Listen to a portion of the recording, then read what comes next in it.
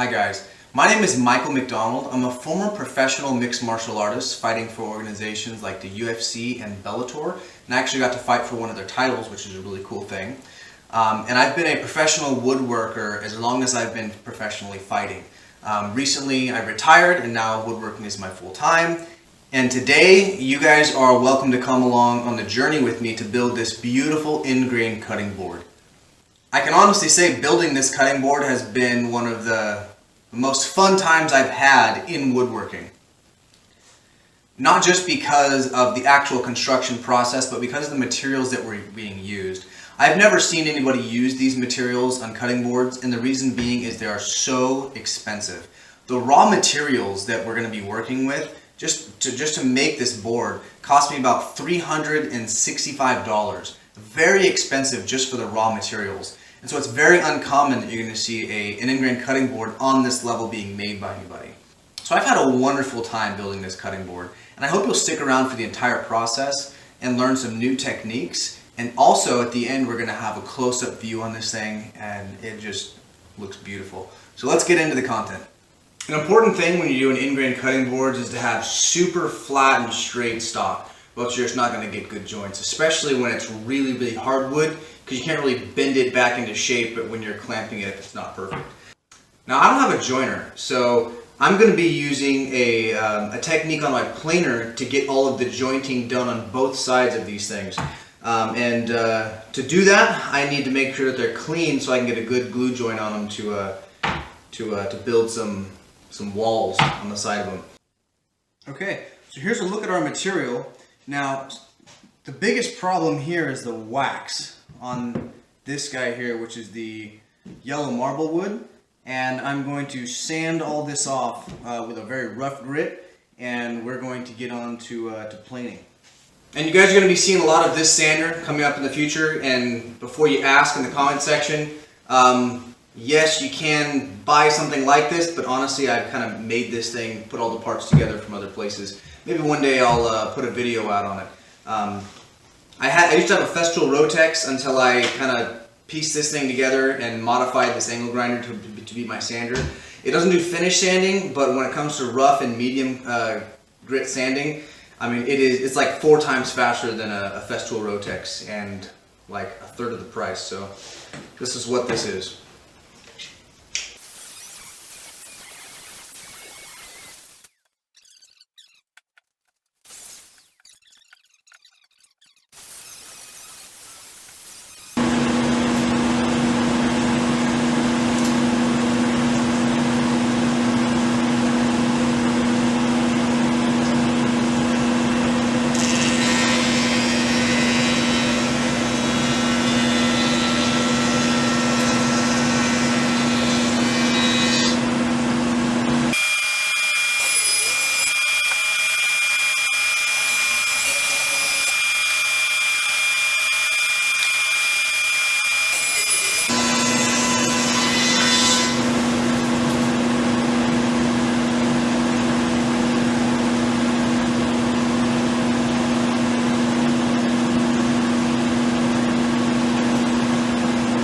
Okay, now that we got 2 parallel faces on these things, now we got to get these side walls off. Now they can just get in the way and screw with our alignment. So we're going to take it off, and then we're going to put a straight edge on it using the table saw.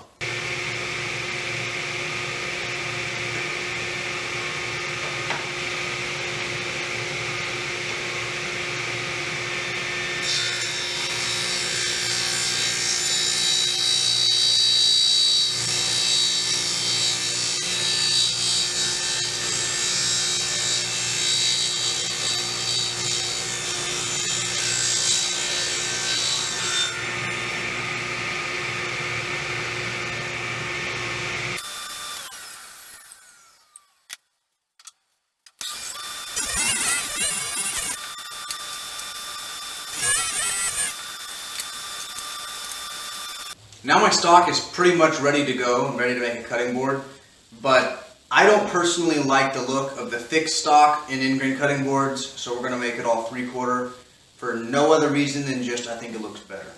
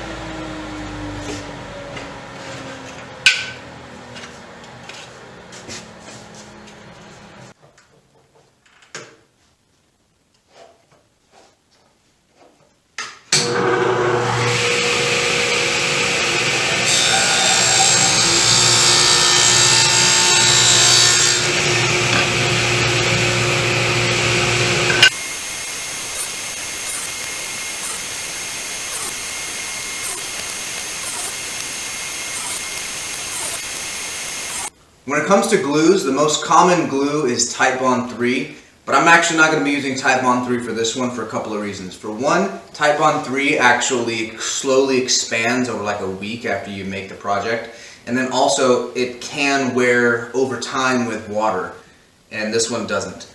These cutting boards that I'm making right now, most people when they spend a lot of money on something like this, on a cutting board this nice, some of them don't even want to cut on it, and when they do, they're going to be very gentle. So there's not going to be a lot of glue being dislodged and getting into the food. Gorilla Glue does not expand at all after it's cured. In other words, yeah, it expands while it's curing, but once it's fully cured, it doesn't move anymore, and it actually gives a more water-resistant bond over time.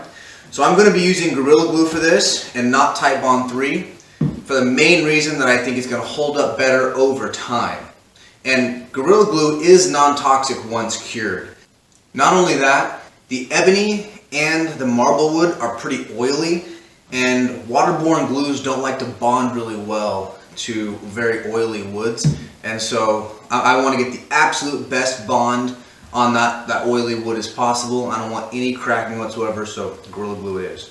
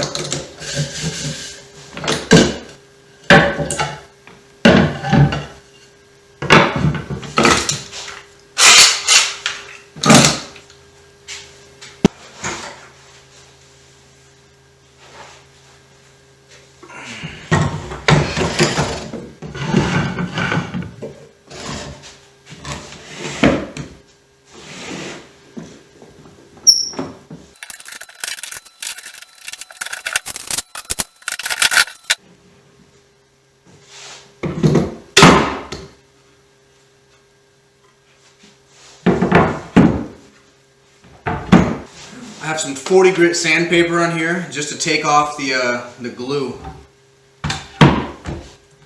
When I'm putting this through the planer, I don't want this to, these high spots of the raised glue to screw with my alignment. So I'm going through the planer because it would ride on those and then it would cut off too much wood.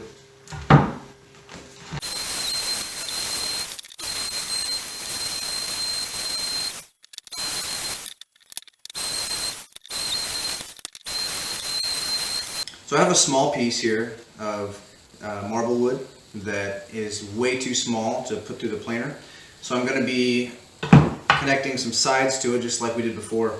Yeah, this is cherry. Some people would freak out that I'm using that for sides, but I have it laying around, so whatever.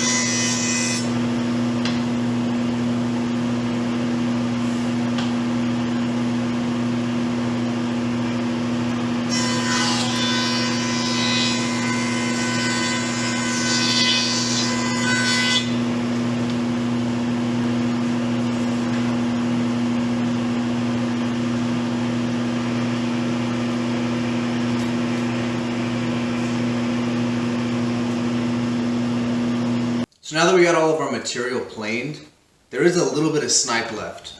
When you're doing really expensive in-grain cutting boards, or just really accurate in-grain cutting boards, planer snipe is one of the most frustrating things to have to deal with. Now, if you want, you can, instead of using a planer, you can use a drum sander. And for the most part, that will relieve all snipe. Snipe is a little bit of a lip where only one of the infeed roller is touching.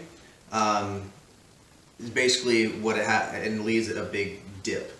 And so we're going to need to get rid of that snipe here on the edge of it to get an accurate in-grain cutting board glue up, especially because this wood here is really, really hard and you can't really clamp it out.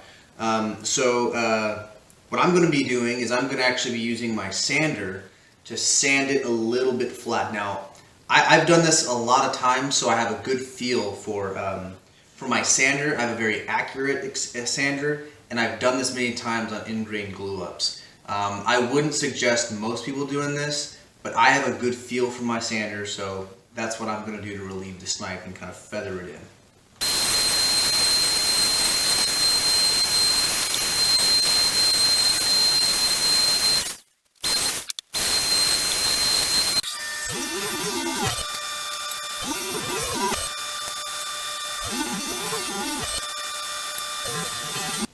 Alright, now we got a bunch of material all ready to be book matched, and let's make it happen and see some really cool grain.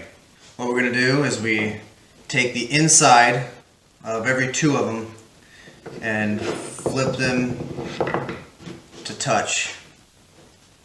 Now we don't bring this one up, we now go from the middle here.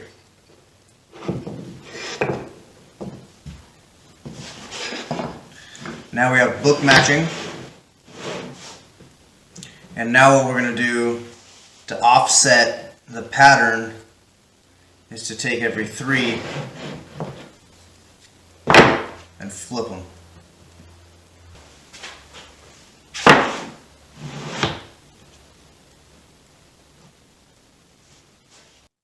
Okay, unfortunately the video of me actually clamping these up got corrupted. So I'm going to show them now after they've already been clamped up. These are all of our pieces that we're now getting ready to make a beautiful cross out of. Okay, we cleaned everything up out of the clamp, so we're starting to see our cutting board take shape a little bit. This is a little oversized here, and we're going to end up cutting here and putting that wood up top. So it's getting there. Next on the list is we got to make this piece. All the cross sections here, we have to turn these into a four-way miter.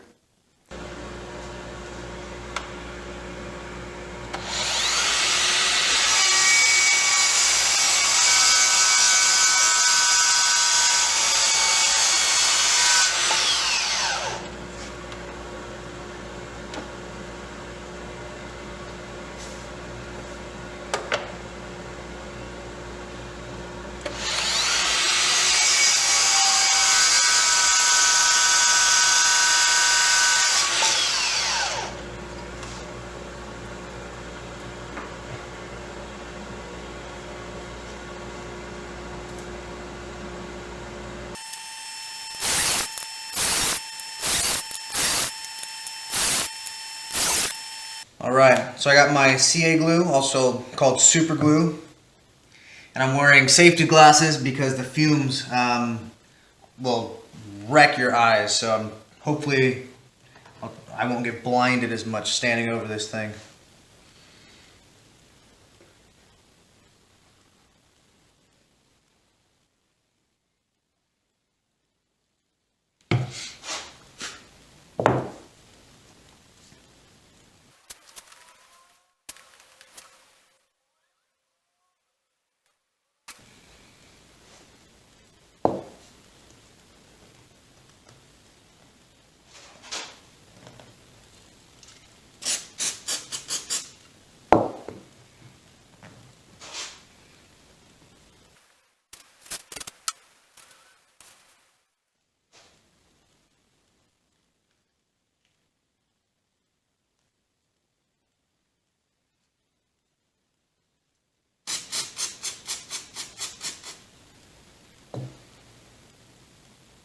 The backside looks pretty tight. I'm pretty happy with that.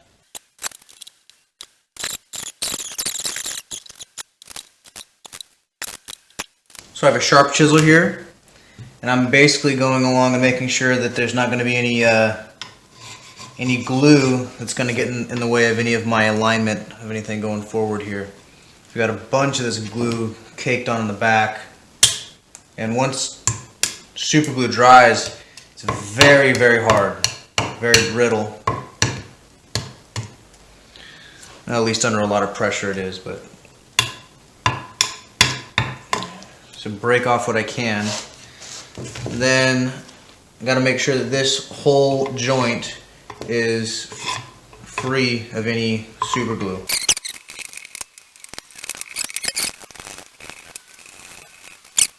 I think we're good. Let's test our fit. Looks pretty good. And that's even better.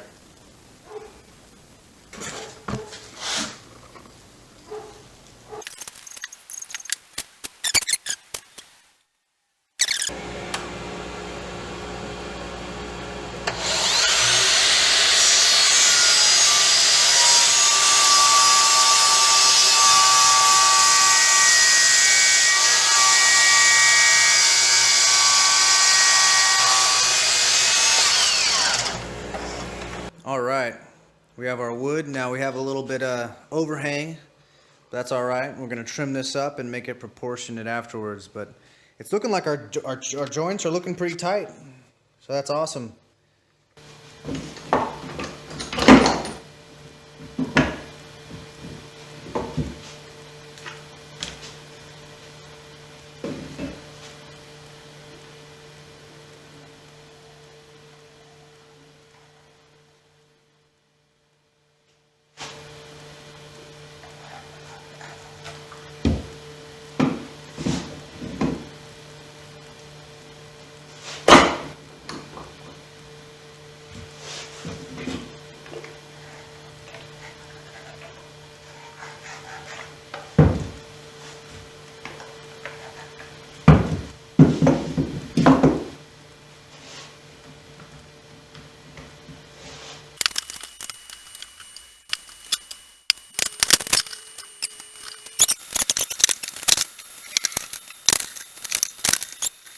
Alright, we got a finished blank, glue up blank, and the joints are beautiful, and we're going to trim this up. We're going to hit the high spots with some rough sandpaper, maybe some 40 grit, get the rough spots off of the high spots for the glue. That way it can sit as flush as possible in our planer. We're going to clean it up, and we're going to see what she looks like.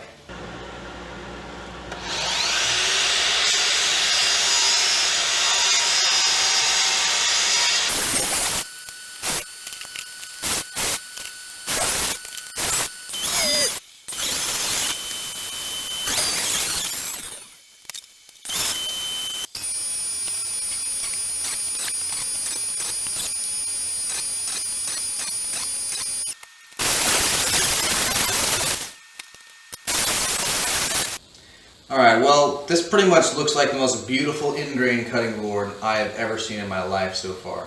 Now, I haven't finished the edges or the sides yet, and that's on purpose, but the surface, the blank, is beautiful. So now it's time to turn this blank into fusion boards. Now, because I have a patent pending on the process, I can't show you it. So this will just have to do for now. Swish and flick! Wow, that was easy. Now, although I can't show you how I did what I did, I can show you an overview of how this happened, so you can at least understand the concept and also know that I didn't make a bad board. The first thought when you see an in-grain board this thick, or this thin rather, is it's going to break. If anybody who understands wood movement has built an in-grain board, you know you can't make them this thin because they're going to break. They can become brittle, and also as soon as water hits it, this thing's going to turn into a potato chip and break. This is something I call a fusion board, and it's something that I invented, and it's not actually solid in-grain all the way through. And that's how I can make them this thin and not break.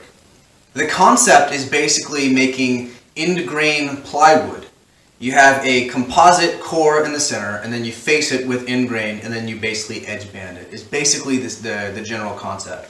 So this actually has a stable core on the inside of it. And although the concept is easy to understand, the actual execution of that is ridiculously difficult, and it took me years to figure out how to do it. Now, I want you to go into the comments section and tell me what you think, but I want to answer your questions before you start asking these questions. No, it is not going to break because of that. These are actually much more durable than a regular in-grain board because of the composite core. They're much more water resistant, they're much lighter weight, and I just think it's a better way to build an in-grain board. Now, you'll notice on this board, this one says 2 of 11. And what that means is I basically took the blank, the big board that I made with you guys, and I turned it into 11 boards like this. 7 of them are double-sided, just like you see here, and 4 of them are single-sided, and those are for wall art, not as functional cutting boards. Now, on this limited edition product, I have 11 boards that were made from that blank, and I am never in my woodworking career going to make this pattern with these woods ever again. And again, the woods are spalted tamarind, macassar ebony, and yellow marbewood. I'm never again going to build a cutting board in this pattern, this way, with these woods ever again. And these 11 are the only ones that will ever exist. And that's why I have them numbered up to 11. And if you've made it this far into the video, I'd like to give you a personal thank you, and I'd ask if you could hit the like button, click subscribe, and put the notifications onto always. And for our final 30 seconds, I'm just going to shut up and I'm going to play a close-up view of what this beautiful cutting board looks like under some really powerful lights, so you can just admire the beauty of the wood right along with me.